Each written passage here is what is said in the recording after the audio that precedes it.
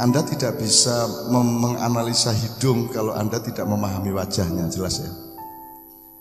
Saiki hidung itu mancung atau tidak kan tergantung posisi atau proporsinya dengan wajahnya. Ya tegar. Irungi gede, lu anjane ndase ya gede. Lah gede menurutmu lah kok bandingno karo wajahmu sendiri. Nah itu namanya proporsi. Kita harus punya spektrum terhadap segala sesuatu. Jangan membayangkan orang itu jangan kamu ukur dengan kamu. Misalnya, maknya tidak bisa diukur dengan teori I.O. Tidak bisa diukur dengan teori karier.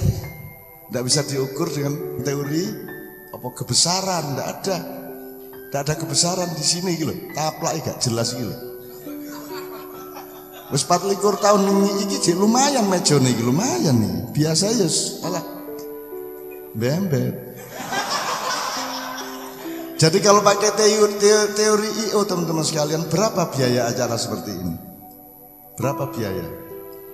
Setiap bulan di Jombang, di Surabaya, di Malang, di Jogja, di Semarang, di mana-mana, di Jakarta, di Purwokerto, di Madiun dan lain sebagainya. Kalau pakai teori parameter I.O. ini kan bisa ke Jarum 76, bisa ke Bentul, bisa ke perusahaan-perusahaan, bisa ke Pemda, ya toh? Mosok Pemda Jombang gak ngewangi belas nang padang bulan pamane. Tapi itu tidak ada tema seperti itu di sini. Gak ono umbul-umbule, gak ono apa-apa nih. Gitu loh. Maka tidak bisa Anda mengukur padang bulan dan maknya dengan cara berpikir I.O. Anda juga tidak bisa mengukur padang bulan dan maknya dengan membayangkan atau mengidentifikasi bahwa Cak Fuad sedang punya agenda politik. Supaya dia nanti suatu hari bisa mencalonkan diri sebagai apa, maka dia rajin pengajian. Yo kene iki gak ono tujuan ngono-ngono iku. Ono iku ya tujuane cek kepethuk arek-arek padang bulan nek ngono tok tujuane. Aku dhewe kepethuk Cak Fuad, kepethuk Cak Mip, Iyus, Cak Til kabeh sak dulur riyo-riyoan ben bulan. Ngono tok. Tujuane ya iku. Lho agenda iku cilik tak kepethuk dulur iki. Tok agenda kecil. Agenda gede nek kepethuk dulur. Ya ta gak? Ku wedhe iku lho. Sampean mudik ngenteni setahun, aku iki ben bulan ya mudik. Ben bulan mudik lah, itu kan agenda gede. Dan apa yang lebih indah dari persaudaraan dan silaturahmi? Dan itu sudah lebih besar daripada karier. Menjadi apapun saja kalah tinggi derajatnya dan kalah mulia nilainya dibanding perseduluran, kan begitu. Dan anak-anak maknya ini kan harus jadi perseduluran atau bisa. Awakmu teko Nganjuk kepethuk arek teko Mojokerto begitu kepethuk kene wis langsung percaya satu sama lain ya ta gak? Wis langsung dadi kanca, dadi dulur, engko diampirno nang omahe sapa wis langsung aman. Aman. Gitu loh. Karena ikatan persaudaraan Anda di sini begitu murni, begitu suci insyaallah ya, begitu genuine. Genuine itu menungso temen iki menungso sampean iki. Gak penting lanang ta wedok, ya ta gak? Lanang ta wedok iku gak ana urusan di pengajian, urusane di jero kamar.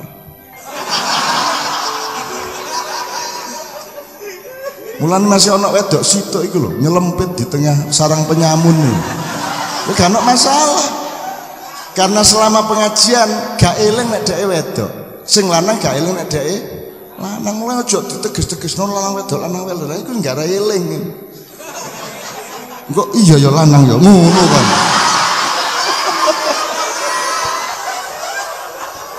Maka manusia hidup di dalam ilmunya, manusia hidup dalam konsepnya. Engkau punya banyak sekali identitas, engkau laki-laki atau perempuan, engkau manusia, engkau warga negara Indonesia, engkau muslim, engkau mukmin, engkau karyawan, engkau ini banyak sekali. Nah, kita harus punya skala prioritas begitu kita bermaiyah. Identitas utama Anda adalah Abdullah wa Khalifatullah, kan begitu. Dengan subjek manusia. Subjeknya itu manusia. Itu ya teman sekalian, tadi jelas ya. Gak bisa juga dengan teori apa itu konstitusinya mare. Agenda politik. Politik apa? Lah apa aku iki agenda politik? Cak Fuad barang Cak Fuad itu dadi dekane kawan gak anu kok disingit-singitno aja sampai ero katanya. Ibu lho gak ero nek Cak Fuad iku duwe jabatan dan Cak Fuad isin aja sampai ibu ro aja sampai nun ro. Ya wis meh mentek kaya terus aku ya. sampean niku dekan biyen.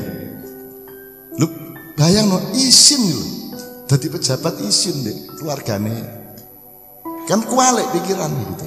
Jadi teman sekalian, insya Allah ikatan di antara Anda ini dunia akhirat.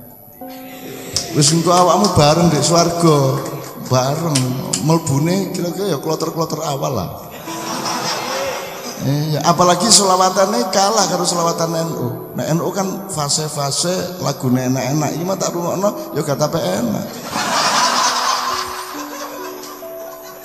Loh, nek ancane wong wis pinter selawatan, lagune enak, dhek ya otomatis dia akan terus. Tapi ki arek jelas suarane gak enak. Dudu ahli selawat, tapi temenan oleh selawat niku saking temenane ya. Nggih ta mboten? Saking temenane. Wis gak penting suarane enak gak enak, sing penting atine ku topo menang. Nggih ta mboten? Ngono rek. Dadi wis tak dolekno alasan opo ae wis. Le, iya. Li apa sih? Wis apa wis kamu? Apa kelemahanmu? Akan aku cari bahwa itu kekuatan. Loh.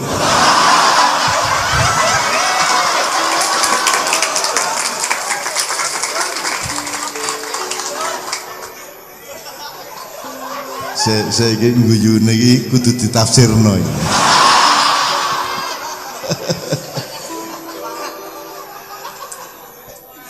Oke. Yang terakhir gini, sebenarnya ini PR aja. Jadi ketika kita ngomong ulama,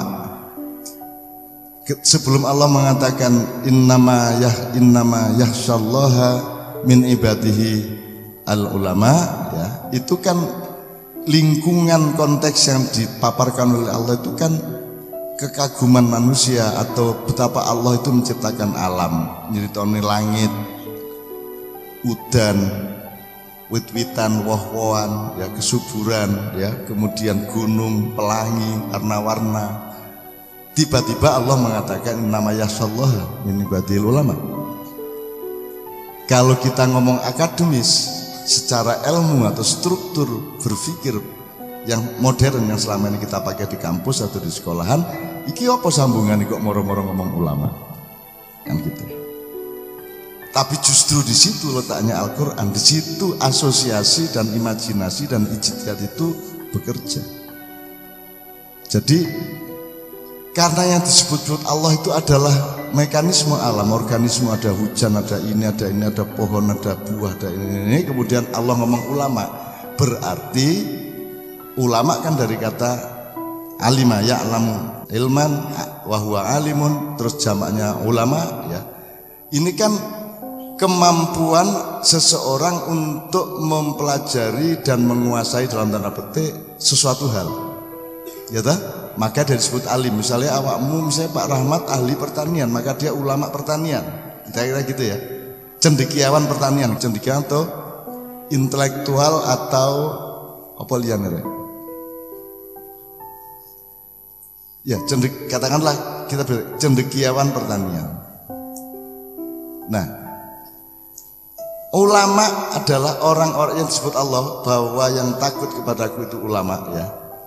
Itu alim di bidang apa? Dia mengerti dan menguasai bidang apa? Pasti bidang yang oleh Allah disebut-sebut di situ, yaitu organisme alam. Langit mencurahkan hujan dan seterusnya tadi. Jadi ternyata ulama yang pertama dalam daftarnya Allah adalah manusia yang mempelajari alam sehingga mengaguminya, dan kekaguman itu menghasilkan takut kepada Allah. Karena definisinya, kalau definisi cendekiawan adalah orang yang menguasai suatu bidang, satu subjek, gitu ya. Misalnya pertanian, apa meneh, pengairan, apa meneh, botani, zoologi, gitu-gitu ya, fisika, segala macam, kedokteran, farmasi, itu ulama-ulama di bidang-bidang yang berbeda-beda. Nah, dalam daftarnya Allah di ayat-ayat itu, ulama yang dimaksud yang pertama adalah orang-orang yang mempelajari alam, ya, sehingga menguasai organismenya, ya. Dia cendekiawan.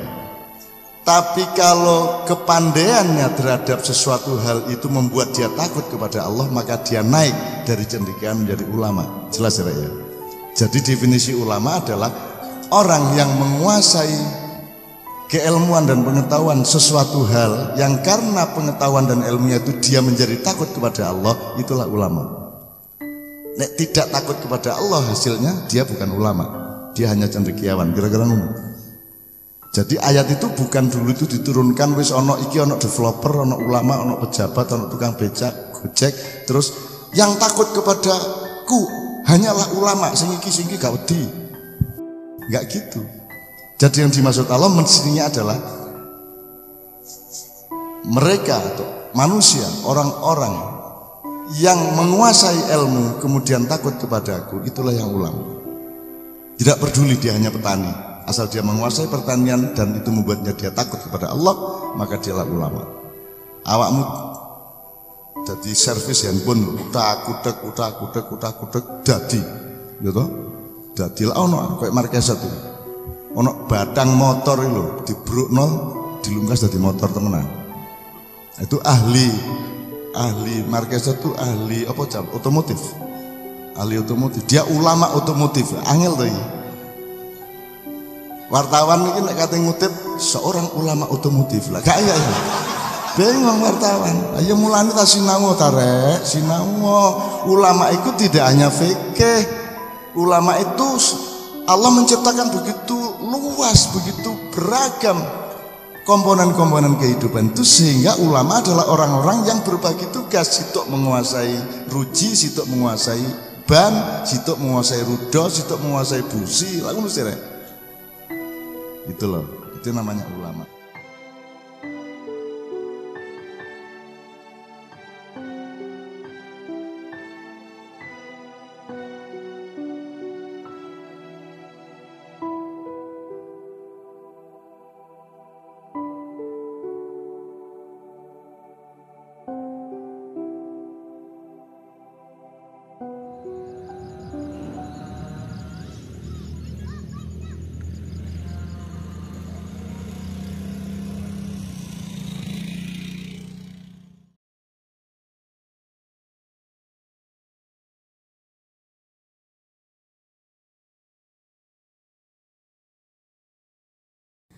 Assalamualaikum, selamat datang di Pauling Ma'iyah.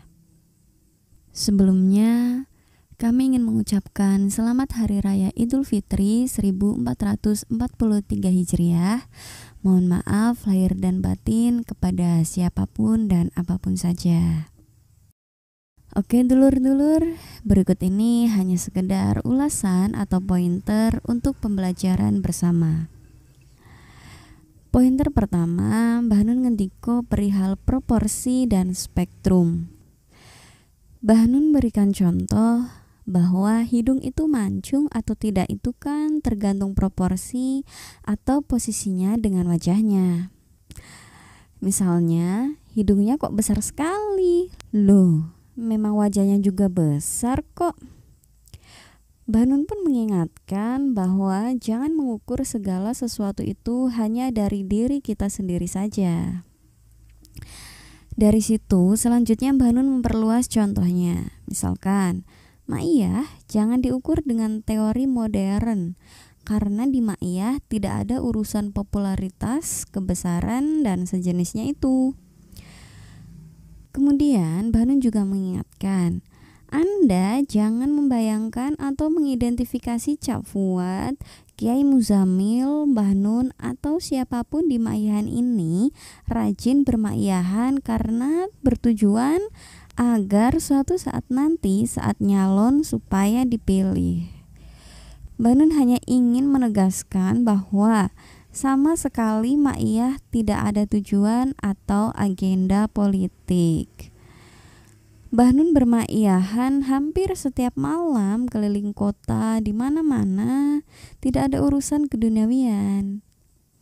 Dan itu dibuktikan dengan Mbah Nun sudah puluhan tahun bermaiyahan dan tidak menjadi apa-apa selain hanya menjadi mbah dan sahabat bagi arek-arek maiyah. Kemudian Mbah Nun melanjutkan bahwa Ma'iyah itu ya tujuannya hanya ingin bertemu dengan saudara-saudara Ma'iyah. Perjumpaan dengan keluarga adalah agenda besar. Mbah Nun pun mengingatkan bahwa tak ada yang lebih indah dari persaudaraan dan silaturahmi. Itu sudah lebih dari karir dan apapun saja. Garis besarnya, Mbah Nun mengingatkan bahwa Ma'iyah tidak ada urusan dengan politik atau tujuan-tujuan keduniawian lainnya. Pointer selanjutnya, Mbah Nun ngendiko bahwa di Ma'iyah ini persaudaraan yang suci, bahkan di Ma'iyah laki-laki dan perempuan digabung karena sudah tidak sadar, laki-laki maupun perempuan. Artinya urusan lelaki perempuan itu urusannya di kamar, bukan di pengajian. Dan walaupun di Ma'iyah ada satu perempuan nyempil di tengah-tengah laki-laki, sama sekali tidak ada masalah. Karena selama di Ma'iyahan yang laki-laki tidak ingat dirinya laki-laki dan yang perempuan juga tidak ingat bahwa dirinya perempuan. Akan tetapi yang diingat adalah dimensi lain. Karena di dalam diri manusia ada banyak dimensi.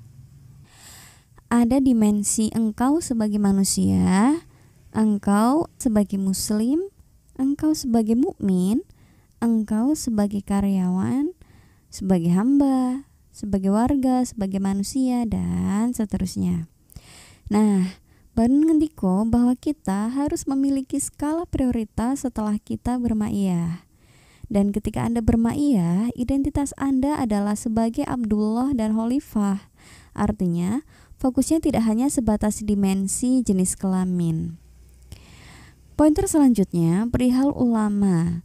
Sebelum Mbah Nun menjelaskan tentang ulama, terlebih dahulu Mbah Nun memberi gambaran yang jika kita mencoba untuk mentadaburinya, kurang lebih intinya bahwa Al-Quran itu tidak linier.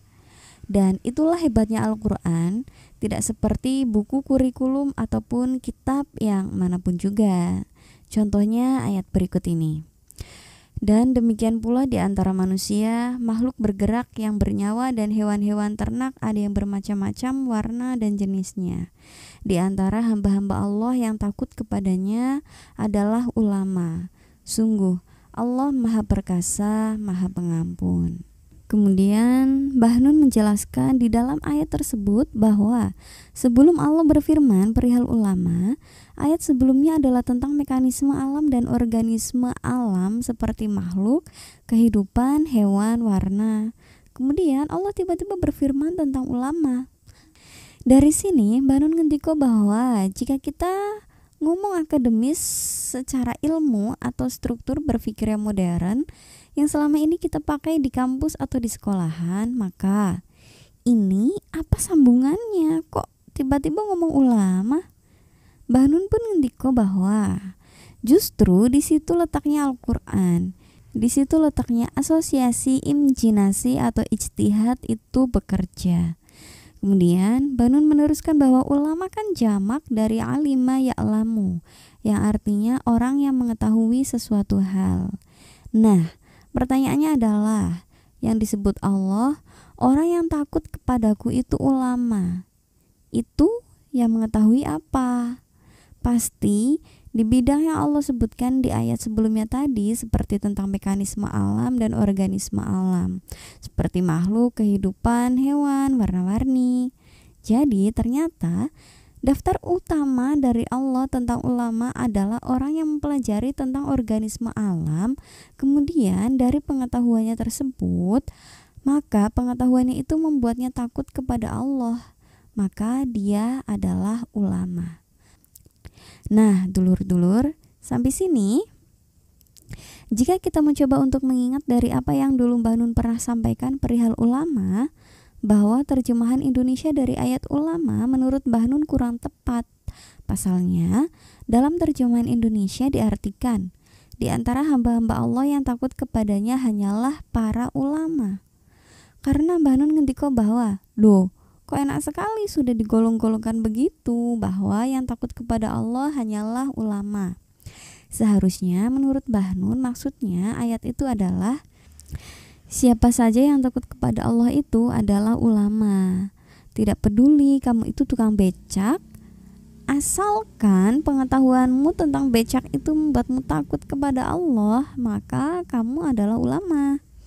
Atau juga misalkan kamu seorang ilmuwan biologi. Nah, jika pengetahuanmu tentang ilmu biologi itu membuatmu takut kepada Allah, maka kamu adalah ulama, dan seterusnya.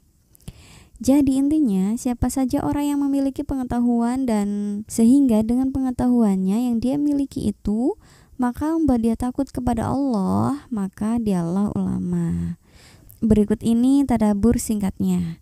Dan demikian pula di antara manusia yang mempelajari manusia, makhluk bergerak yang bernyawa seperti ular dan hewan-hewan ternak, ayam, kambing, dan lainnya, ada yang bermacam-macam warna dan jenisnya sebagaimana buah-buahan dan gunung-gunung itu. Maka orang-orang yang mempelajari ilmu tentang organisme alam tadi, kemudian setelah dia mengetahuinya, kemudian dia menemukan kebesaran dan kekuasaan Allah, maka dialah ulama. Dulur-dulur, sebenarnya ada begitu banyak hal yang dapat kita pelajari bersama dari kutipan Sinau bareng Mbah Nun pada video ini. Ulasan, pointer, atau rangkuman yang saya ungkapkan itu hanya sedikit gambaran saja. Dan semua yang saya ungkapkan itu bukanlah sebuah kebenaran. Hanya saja semoga dapat sedikit menambah referensi. Mohon maaf atas semua kelemahan sudut pandang saya. Matur suwun dan sehat selalu saudaraku. Wassalamualaikum.